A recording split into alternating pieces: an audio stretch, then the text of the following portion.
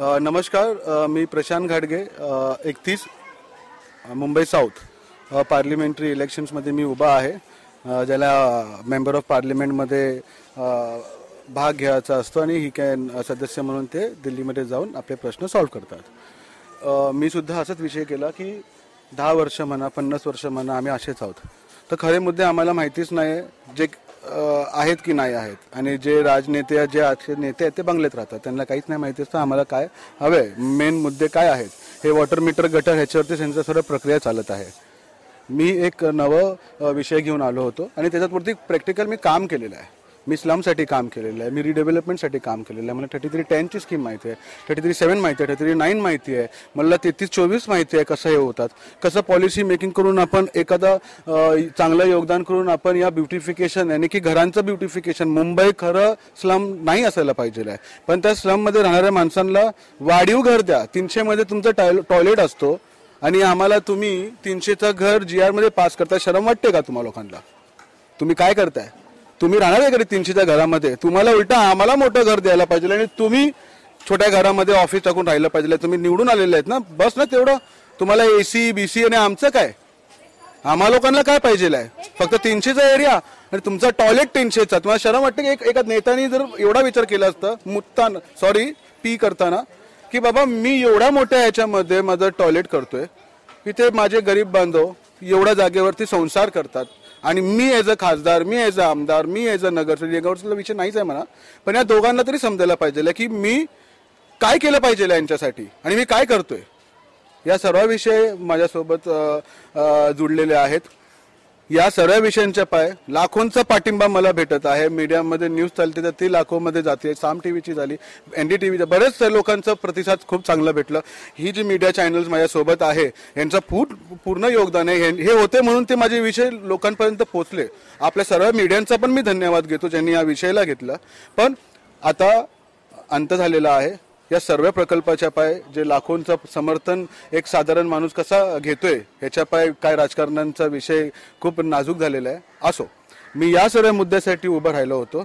भविष्यामध्ये आम्ही जेजुरीला मानतो, आम्ही तुळजाभवानीला मानतो, आम्ही बाबासाहेबांना मानतो, आम्ही मुस्लिम धर्मांना मानतो, आम्ही मखदूमच्या भावांना मानतो, आम्ही दर्ग्यांमध्ये जातो, आम्ही मंदिरांमध्ये. मी विचारांमध्ये काय देवधर्म आणत नाही. मी बायलॉजने चालणारा घटना हे बायलॉज आहे, कंपनी बायलॉज सारखा तो विषय असतो, त्याला व्यवस्थित चाललं पाहिजे. अशा मार्गाने मी चालत असतो आणि हेच सर्व धर्म समभाव घेऊन चालणारा एक पोरगा पुढे येतोय. कदाचित हा जितू शकतो अशी भीती येऊन हे लोकांनी पूर्ण माझा कॉन्फिडन्स लो केलेला आहे. आता असा सर्व मुद्दा माझा होता.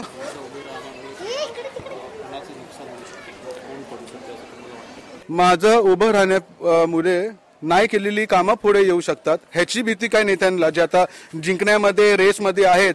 गद्दारगिरी केली म्हणून मला जिंकून द्या आणि मोदी साहेबांसाठी मला जिंकून द्या, हे काय चाललंय? आमच्या टॉपिकवरती तुम्ही जिंका ना. मोदीला परत मोदी करण्यासाठी मी का मेहनत करू?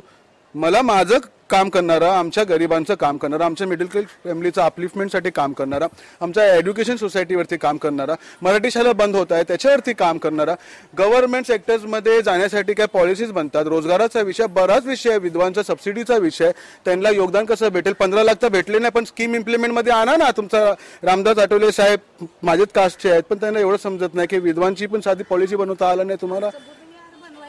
बरंच काय हा विषय असा आहे. पण आता मला एवढंच म्हणायचं आहे, माझ्या सिस्टमवरनं, इलेक्शन आयुक्तांकडनं, RO-वरती, ऑब्झर्वर्सवरती, जे पण ही निवडणूक जो देशाचा सर्वात मोठा उत्सव आहे आणि जग त्याचं अभिमानाने स्वागत करते, त्या डेमोक्रेसीमध्ये डेमोक्रेसी नाही आहे मला समजलं. ॲज अ कॅन्डिडेट आजपासून मी स्वतःला या इलेक्शनच्या कॉम्पिटिशनमधून बाहेर टाकतोय. माझं चिन्ह बिन्न जे काय ते आज मी सरेंडर केलं. एअर कंडिशन ना ते 10वा नंबर ना या सर्व गोष्टीचा प्रचार करण्यालाच दिला नाही 10 दिवस. आता काय करू? म्हणून आजपासून काहीच माझ्यासाठी कोणीच काहीच करू नका. पण जेवढा प्रतिसाद दिलात त्यासाठी धन्यवाद. खूप आवडलं म्हणून काही जणांची झोप उडाली आणि आज तुम्ही लोकांनी मला जे साथ दिला त्या सर्व साथीसाठी धन्यवाद. आणि आजपासून मला नाही वाटत आहे की मी इलेक्शनचा काही सिरियस विषय घेणार आहे. फक्त 17 तारखेपासून मी आपल्या अमरण उपोषणसाठी बसत आहे आझाद मैदानला, जेणेकरून ज्यांनी मला पैसेमधून विकत घेण्याचं काम केलं त्यांच्यावरती कोड ऑफ कंडक्ट, जे कॅन्डिडेट होते त्याच्यामध्ये कोड ऑफ कंडक्ट, कारण कायदे सर्वांसाठी सेम आहे ते मला प्रूव्ह करायचं आहे. आता मग माझा जीव गेला तरी चालेल, पण मी पार्टी हटणार नाही, खाणं पिणं सोडून टाकणार आणि मला जो अधिकार एक भेटलेला आहे तो तरी मला हक्कानी मला ते फील करू द्या, मला त्याचा उपभोग करून घेऊ द्या, एवढंच मला म्हणायचं आहे. धन्यवाद. जय हिंद, जय भीम, जय महाराष्ट्र.